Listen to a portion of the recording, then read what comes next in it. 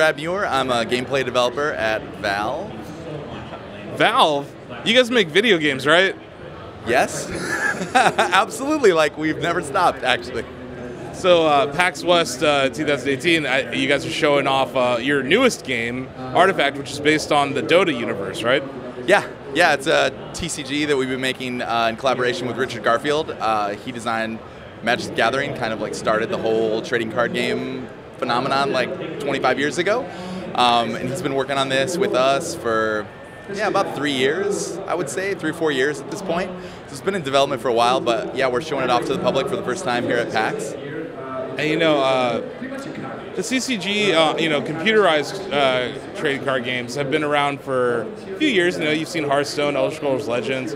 What made the folks at Valve decide that they thought they had something they could add to this space that was unique? I think the biggest thing was just like the opportunity to work with Richard Garfield. Like, he'd been in contact with the company. It was a bit before my time. I've only been there about 3 years, but I've been working on this the whole time.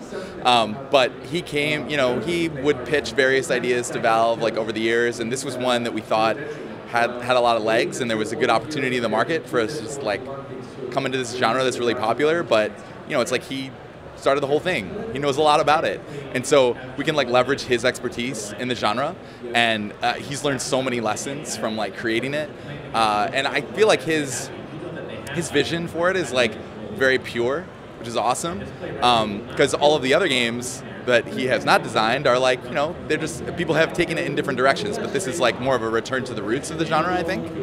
And yeah, I think a lot of it is just like, was such a great opportunity that it's like, oh, he's got a great idea, he wants to do this, like, let's do it. And I think Valve is all about just like leveraging outside talent and just making really high quality games.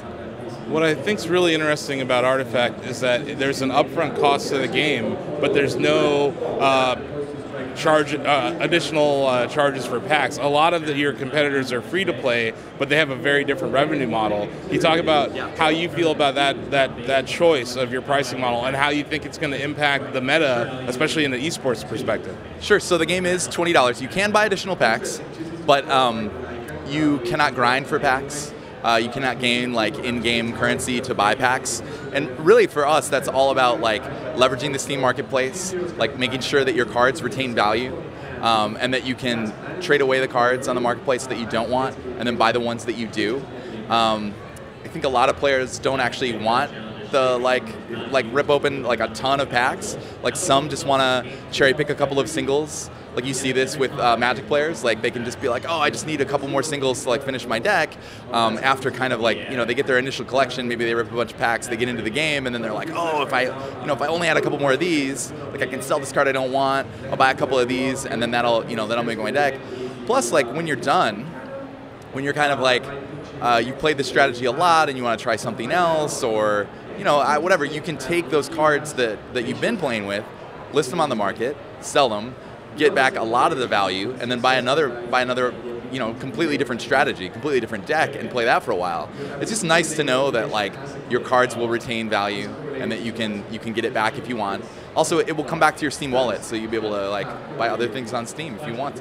Yeah, it helps that you already have this platform for selling in-game items in Steam, right? Yeah, absolutely. I think that helps. It's like the Steam marketplace is really healthy, and people use it to like sell their CS:GO skins or their Dota skins, things like that. But here it's like, yeah, these are going to be like the gameplay objects trading around. I think it's going to be really exciting and interesting because most of the things that go on the Steam market right now are just cosmetic items that get traded there. So it's weird to talk to you guys about a video game, not a service or a machine or something or a VR headset. A lot of your competitors are on multiple platforms, and we're talking about Steam right now. PC is being shown here. Are you looking at other platforms at all? And with how you have it set up with the revenue model, how would that work on like another shop versus Steam? Sure. I mean, there's still details to figure out, but we absolutely want this to be on mobile. Like, I think it'll end up being a great mobile experience, and we've talked about like we're going to bring it to iOS and Android sometime in 2019 is the target. As for like the back-end economy and how that's going to operate, like we'll see. I guess we'll talk about that more later. Yeah, it's hard to make promises at this point. It's still a ways off, but yeah, it's just exciting to think about being able to play Artifact on mobile, you know, on the bus or whatever. I think it'll be a really great fit for that. Awesome, you know, and I think one of the key differentiators with Artifacts is the 3 lanes, and also the fact that it's celebrating the Dota universe. Can you talk about that core gameplay mechanic and how it really differs from a lot of the other games that you've seen? Yeah, it's I think the MOBA influence is like really obvious when you first start playing it. So it's played across 3 lanes, and you have to take 2 of the 3 towers in the lanes. And so you'll go into lane 1, kind of play cards there, and then combat will happen. Then you go to lane 2, do the same thing, and then lane 3, and then you end up going to the shop. There are so many different aspects of a MOBA that come into the game. Yeah, that you have. It's all about the heroes. You see a bunch of heroes from Dota. You see a bunch of items you recognize from Dota. And the overall feel, I've actually been really excited. I mean, I'm a Dota player myself, but seeing other Dota players playtest the game, they pick it up a lot quicker than I expected, and I think it's that there's this really great, not quite one-to-one mapping, but a lot of the same concepts are there. Like, like sacking a tower and like we'll push the mid, like that, stuff like that, it really helps. Like it translates to the game really well. So, yeah, I think I went off topic there, but no, that was what I was talking about. Was, you know, kind of what differentiates it from a gameplay perspective, and then also how you're bringing that Dota feel to the game, even though it's a very different genre. Yeah, I think the heroes, that's probably the biggest thing, is that, you know, they're very powerful, and when you put them into your deck, like you have to have 5 heroes in your deck, just like a Dota team. Each one will bring 3 copies of their signature card. So, like you put Zeus in your deck, he's going to put 3 copies of Thunder God's Wrath in the deck. That's like a super powerful late game card. It also gives you this really cool thing that I think you see in Dota. When at the very beginning of Artifact, you'll see the 5-on-5 lineup. It feels very like similar to Dota when you see that 5v5 lineup come out, and then you can start thinking, because of this signature card concept, you know kind of at least a chunk of the other guy's deck when you're playing. And I think that leads to very similar to Dota, where you're like, okay, I know that like they have Earthshaker, so I have to watch out for the Echo Slam, so like don't group up. Like that's like a very, you know, I mean, anyone who's plays Dota knows that you should do that, right? And so in Artifact, it's like you'll see Earthshaker in the lineup, and you'll be like, all right, I can't put too many units in the lane. I can't go too wide here, or else I'm going to get Echo Slammed later. And I think that creates a really cool dynamic that's super similar. Again, another thing that ports over for Dota players. You know, this is the first time you're showing the game to the public here at PAX West. You got, it's kind of your backyard, but you're framing it, at least in the booth, in preparation for an esport. You know, it's very rare for a game that's not even out yet to have that kind of preparation, but I really think with Dota 2 and with the financial backing that Valve has, you folks really have a rare opportunity to just drop a game down and say, yes, we're going to make this an esport, and we can pull out money and actually do that. And you already have this game attached to it, in the, you know, with Dota 2, which is the largest esport in the world. So you talk about the decision to attach these games together, how early on that occurred, and how you think the company will be able to really leverage this as an esport. Well, when it started, like when Richard Garfield came to Valve, it wasn't necessarily a Dota card game. It was like he just had an idea for a complex, deep card game that would use the Steam Marketplace to trade cards. Like he was very interested in that.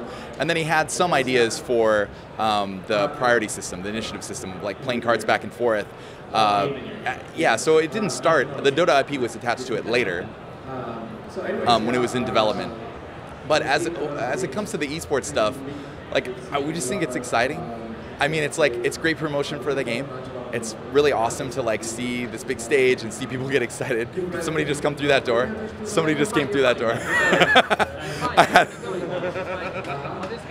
Yeah, it's all good. Don't cover that. Just let it go. Just leave it in. Just leave it in. That guy just delivered some coffee. It's awesome. Yeah, you guys, I must say, have a very stacked refreshment lounge here. We're trying. Well, we have so many machines out there. You know, it's like, and we have so many volunteers. Most of them are just on the dev team.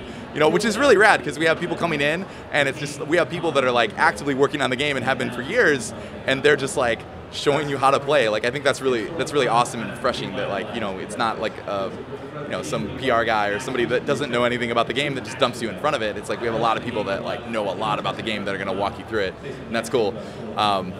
Yeah, so we need to keep them fueled up. Yeah, that's awesome. Talk about what working with Richard Garfield has been like. To have the creator of Magic work on this game. I think when there's other games that don't have that kind of cachet, Magic is still being played competitively all these years later. Sure, there've had to be bans and nerfs and all this stuff. Yeah. It feels like he's been thinking about this for a very long time, right? Yes, I think the transition to like how do you make a digital card game that's very deep, but has more interaction. And I think you really see that in Artifact, because every time you play a card, your opponent gets to play a card. It has this very like back and forth kind of feel. There's also a lot of that. I think it takes some inspiration from poker as well, where you can actually pass to your opponent, and then if they play something, you can come over the top of them, which is really cool. It has like a check raise kind of feel to it. So he was like very active in the early development of it, and then his partner Scaff Elias, he's kind of been the one to take over, and he's been like the boots on the ground guy, like there every day. One of the things I really like about working with Richard, so he's in about once a week at this stage, just to like keep tabs on it, because they're contractors in the game and they have like other projects they're working on. But one of the things I really like is that I kind of assume that people that make card games, their focus is on like the really big competitive cards, like the most powerful cards and like the competitive decks and all that stuff. But I feel like he is really good at thinking about a breadth of players. A lot of his cards, his favorite cards, are ones that appeal more to casual players, are like interesting, wacky cards. I think that he just brings a lot of like, just breadth to the audience that I really appreciate. Because I think a lot of fans, like hardcore fans of these kinds of games, they gravitate towards the really like powerful strategies, and they kind of like ignore a lot of the other cards. But I think that he has kind of like a lot of different players like in his mind when he's designing the game, designing the cards, and that's been really like inspirational. I've learned a lot from working with him. It's been great. So, we're just coming off of like maybe one of the most exciting Dota internationals ever with TI8, and I see it seems like you folks are framing Artifact in an eSports sense, in a competitive sense. Would it make sense to have tournaments in Artifact that kind of sit alongside your Dota 2 events throughout the year? Yeah, so Gabe has announced that we're going to be doing like $1 million tournament for Artifact, like the very first one. We don't really have any more details to talk about that yet. That's a good detail. It's kind of a good detail. Like, I think that maybe you should start practicing, and we'll see. I'm super excited about that, just to see like what that's going to look like. And yeah, it's like there are a lot of different options that we could go with, but we haven't locked anything down yet, and we're going to be talking about it a lot more. But it's exciting. It's exciting. And what's exciting, I think, about CCGs and like fighting games, for instance, is that instead of like Dota 2, where there's a team and a coach, and it's almost like watching football, Artifact, you're going to be watching like 1v1. It's literally all on that one gamer, right? Yeah. Yeah, I think that if you look at like the Magic Pro Tour, it is more about individuals. They do have like backing of teams and things like that, but I think that people really attach to individuals, kind of like tennis or golf or like other sports that are a singular player. And I think that's really exciting for the players themselves and for the audience. I think it's going to be really positive. Cool. And so, does the game have a release date? And then, like, if not, where are some of the other like beta release dates or other things that we should pay attention to? Yeah. So the beta is going to start sometime in October. We'll have more details about that. And then the game's shipping November 28th. Like, that's when you'll be able to buy it. It's going to be $20. You get 2 starter decks, and then you'll get 10 packs. And packs are going to be $2. You can buy additional packs if you want. Marketplace is going to be ready right away.